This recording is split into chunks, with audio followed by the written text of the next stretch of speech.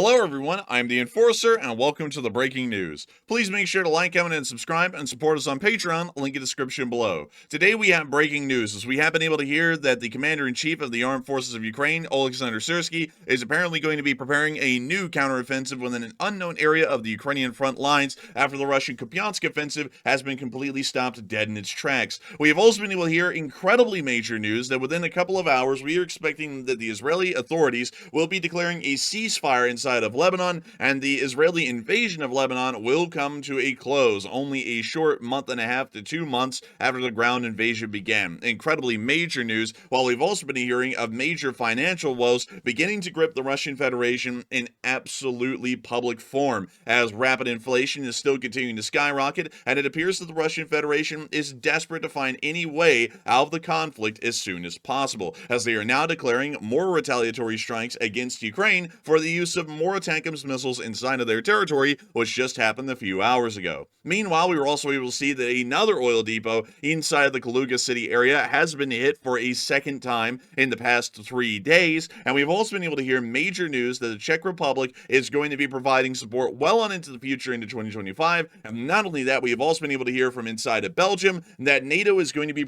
approving any and all means, or really endorsing any and all means, to provide Ukraine with weapons to be able to help them to continue to fight the war and push the Russians out of Ukraine.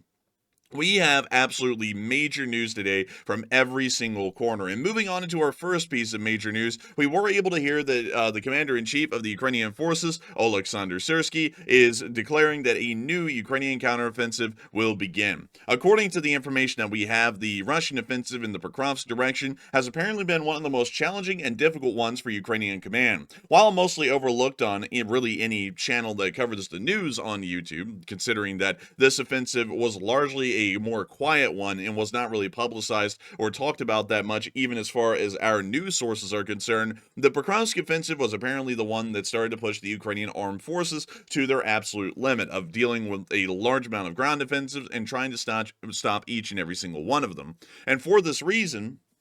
this offensive was actually tying up Ukrainian efforts and abilities to be able to conduct a counteroffensive in different areas of the front, including inside the Kursk Oblast. The Ukrainians have now declared that they have stabilized the situation, and it appears that the Russian Federation's armed forces will no longer be able to make any kind of considerable advances, and this means that the Ukrainians are now already gearing up for a brand new counteroffensive somewhere else along the active front line. We have a general belief that it probably will be inside of Ukraine itself, as we do not think that the Ukrainians will really be trying to conduct any form of a major offensive, at least within the Kursk Oblast at the moment. It seems as though the Kursk Oblast is entirely on the defensive at this point, and so they'll mostly be dedicating their efforts to trying to regain some Ukrainian land before the negotiations begin sometime in next year. Nevertheless, speaking of negotiations, we have been able to hear that major bombings have still been continuing inside of the city of Beirut, which is a very interesting thing, but may be coming to an end very soon. And we have been able to hear that, of course, the Israelis have continued to bomb Dahia, Beirut's most southern suburb near to the international airport, as its leadership is about to vote on a ceasefire with Hezbollah. And some of y'all may be wondering, where did we get this news today? And that is the most incredible thing. This news comes from our sponsor, Ground News. Ground News is an absolutely incredible source of news for anyone that really cares about what kind of news they are actually getting. Forget about the background noise of other news sources. Ground News gets you straight down to the news without any of the filler. With Ground News features, I can see who exactly posted this article, what they're based in, and who they are owned by. Like this publication from the Wall Street Journal, a center-leaning, highly factual publication owned by the Murdoch family media conglomerate. You can find a huge range of different perspectives, all compiled in one place, so that way you can see what exact biases and credibility they have, and also who is funding the conversation. Ground News has really helped me to see through all of the political nuance that exists in some of these topics, an important factor due to the Enforcer's commitment to remaining politically neutral. And this helps us to remain politically neutral and factual here on the channel, only sticking to the facts just like they will help you to stick to the facts too. Even better, they have interest feeds that help you to follow the stories that matter to you, like this one on Ukraine, or like this one on Israel, and even Taiwan. I personally use ground news as my fact checker and bias remover behind the scenes, making sure that each and every story we make cuts through the disinformation and propaganda seen across the internet in almost every category. I cannot recommend it enough. And to help with getting you started on Ground News and I have partnered to give you all of you a 50% off on Ground News top tier Vantage plan, bringing the cost down to only $5 a month. Sign up today and see the world through clear new lenses with Ground News. Once again, a big thanks to our sponsor Ground News for sponsoring this video, and moving on from that, we have also been able to corroborate once again from Visegrad24 that according to Anthony Blinken, the Secretary of State of the United States currently, they are very close to negotiating a ceasefire agreement in Lebanon, and according to the information that we have right now, this may be expected to be announced within the next 2 to 3 hours, maybe even by the time this video is uploaded. And if that is the case, that this ceasefire was finally publicly announced, as soon as this video uploads, we will be putting a comment down in the comment section and pinning it to let y'all all know that the ceasefire has finally happened and that the Israeli ground invasion into Lebanon will have officially ceased. Probably one of the shortest ones in history so far that we've seen, but nevertheless, hopefully bringing an end to a very short but very devastating conflict that has been brought forward onto Hezbollah and IRGC forces inside of the country of Lebanon. From what we understand, Israeli forces have been able to deal deadly blows at this point to both Hamas and Hezbollah over the past year and a half of Israeli ground operations after Hamas conducted a offensive action into southern Israel, slaughtering around 2,000 Israeli civilians in the course of a single 24-hour period. Since then, the Israelis have been hard at work, making sure to dismantle any Iranian proxy forces, whether they exist inside of Lebanon or in the Gaza Strip, and it appears that the Israelis have been able to largely put control on this situation for now in pertainment to the proxy forces. However, the Islamic Republic of Iran is still at large and still declaring that they will continue these sorts of hostile actions against the state of Israel well on into the future, and not only that, they will be still attempting to try and conduct some sort of a large attack on Israel, although information on that has largely gone quiet, and we really don't see them following through on that statement any longer. It does seem as though they are still largely dedicated to that statement of attempting to try and strike back at the state of Israel at some point in the future. Once again, leaving the option open to be able to start up this conflict in full form again if the Iranians ever choose to. We've also heard that the Israelis are very adamant on conducting their own second strike against the Islamic Republic of Iran for Iran attacking and damaging one of Netanyahu's residences inside of Israel. We have not seen that strike go forward either, and we're not really sure how dedicated both sides are at this point to actually creating some form of a larger scale strike against the other, considering that they were literally flinging missiles at each other just about a month and a half ago. But moving on from this and out of the Middle East, and speaking of some things that appear to be holding the door open for later options, it appears that the door that's holding open the Russian Federation's options is slamming shut right in front of their face right now, as the economy is beginning to tank. From what we understand, the Russian economy is not doing good. And according to information that we have today, we have been able to see that inflation is still continuing to skyrocket as the ruble has now reached a worth of 108 rubles nearly for a single US dollar. To give you all a little bit of an understanding of how much inflation has occurred at this point, at the beginning of the war, 74 rubles was equivalent to a dollar. Now it's 108 rubles is equivalent to a dollar. And inflation has risen about 3.6% in about a 24-hour period from the other day. And that is not a good inflation rate for a day-to-day basis. Generally, you want a 3 to 5% inflation rate over an annual period, not a daily period. And so a 3.6% inflation rate over a single 24-hour period is an incredibly dangerous thing, and is giving us a really good idea that the Russian Federation is not really able to control its economic situation any longer. We've also been able to hear from other sources that the Russian economy is truly teetering on the edge, and according to Anton Gerashenko, there are a large amount of things that are showing that Russian economic abilities are really starting to collapse, the best way to put it. And it seems as though Many of the things that we have talked about are being brought up as reasons why the Russian economy is not doing well. For example, prices are increasing, and the Russian central bank is unable to stop them at this point. And according to the information from Rosstat, which is a statistics gatherer inside the Russian Federation, inflation rose again up to 0.37%, and a week earlier it was only 0.30. Apparently, we're also hearing that the Russian Federation is seeing that most of their industries are collapsing. Very few of them are growing, and if they are growing, it's at a very minimal pace. Most of the industries are pretty much imploding in on themselves, especially real estate development sorts of industries, which we have seen two of the three largest ones in Russia collapse within the last 3 weeks to a month. We've also been able to hear that according to the International Monetary Fund, they predict that the Russian economy will slow down threefold, from 3.9% growth annually to about 1.3% next year. And this is 3.5 times less than in developed countries and 5 to 6 times less than in China or India. Although China has not really been doing that well in the GDP statistics well over the past 2 years. But apparently, we've also heard that a total of 4,400 nearly legal Russian entities were declared bankrupt in the first 6 months of 2024, which is 40% more than in the same period a year earlier. And this is with declared economic growth of 4%. And it does seem that, from what we're understanding, the Russian Federation's time to continue to fight this war is running out. As if they run out of funds and their economy is collapsing, the war is a certainty. It will have to end. There will simply not be enough money, funds, or ability by the Russian Federation to be able to continue forward this war and to be able to claim the supposed total victory that the Russian Federation's government is still claiming that they're looking for, which is already elusive as it is and will be pretty much impossible to acquire if they go financially destitute.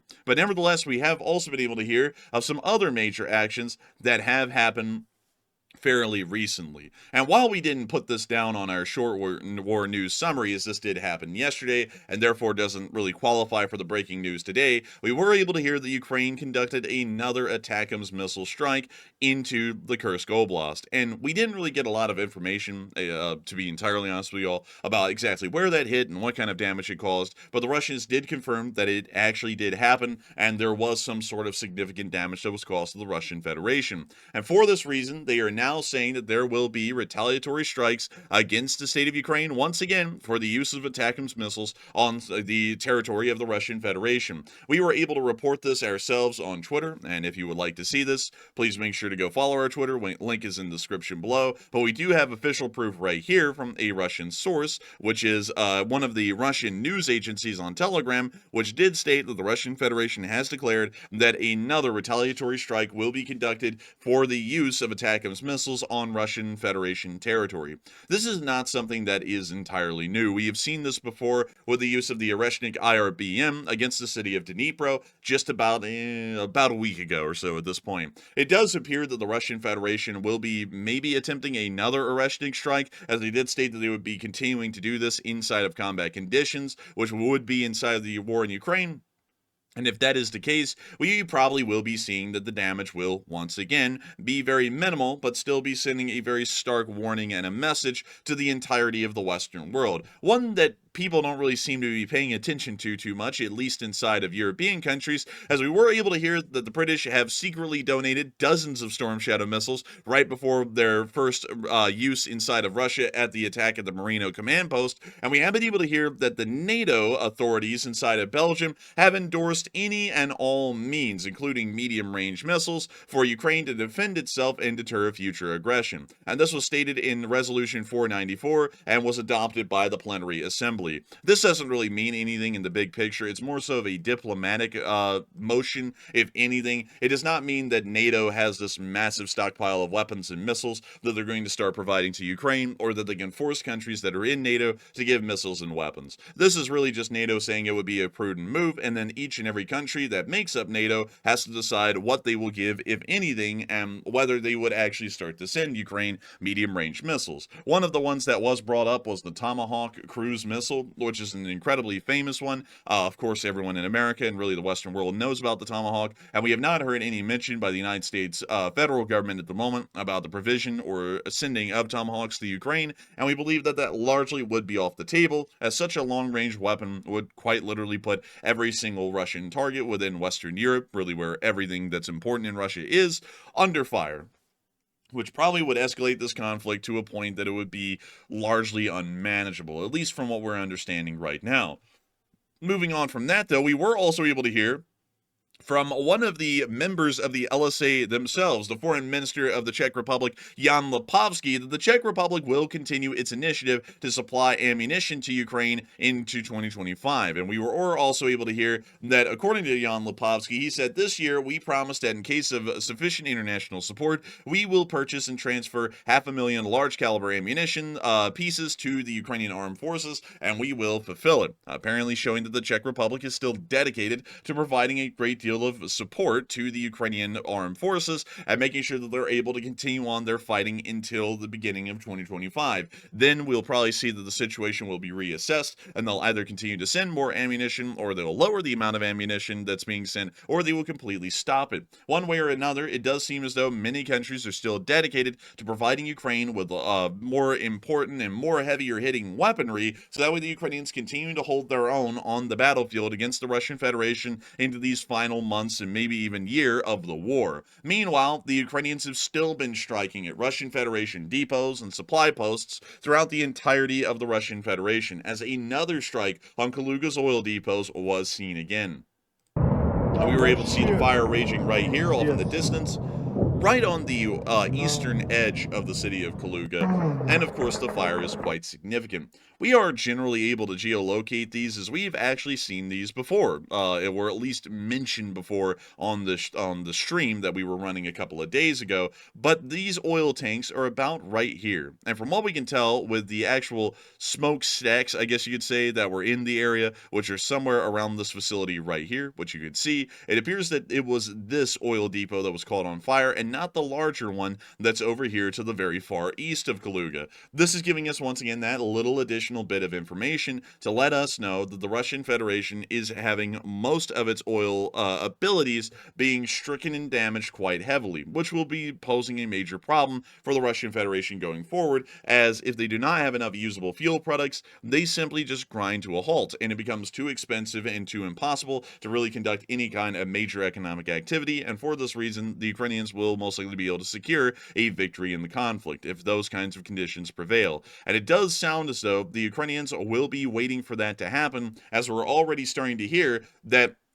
the Ukrainian armed forces are about to conduct another counteroffensive, and this is apparently showing us that the Ukrainians have enough confidence. They've whittled down Russian military abilities on the logistical side, with fuel sources on the armor side by knocking out enough armored vehicles, and also ensuring that the Russian forces are as discombobulated and confused as possible. We have a generally high belief that the Ukrainian counteroffensive will go forward, and while it may not be the most successful thing, we're not really expecting any major offensive breakthrough. There will be some, but not an incredibly large amount. It still will be giving us a fairly good litmus test on how badly off the Russian Federation really is. If they are able to hold largely well on the front lines, we will know that while they're getting close to the breaking point, they're not really there yet. If the Ukrainians are somehow able to break through, which is practically impossible at this point in the war because both sides have made it very clear offensive victories are very tough, if not impossible, to achieve, then we will know that the Russians truly are in a state of collapse, and that they'll probably end up losing a lot of their territory in Ukraine before any kind of negotiations are able to come around. But nevertheless, that is all of the breaking news that we have today. I've got to thank each and every one of y'all so much once again for watching, and if y'all have enjoyed, please make sure to subscribe. We don't really have a need for people to subscribe, to be entirely honest. The YouTube algorithms doesn't care if people subscribe or not, and so it doesn't really affect us on pushing out these videos or anything like that, but we still love to see people subscribe because it lets us know that people actually enjoy our content and the amount of effort and time that we put into delivering this news. Also, if you really did enjoy this video, please make sure to go down into the comments section below and put Cherkasy inside of the comment section. That is CHERKASY. Or for anyone who knows phonetics, Charlie, Hotel, Echo, Romeo, Kilo, Alpha, Sierra, Yankee. Put that down in the comment section below, Cherkasy, to let me know that you made it to the end point of the video. And once again, please do make sure to hit the like button, because that actually does help us to push the video out to a few more people and let them hear this news as well. And so with that, thank you all so much once again for watching, and I will see you all in the next one.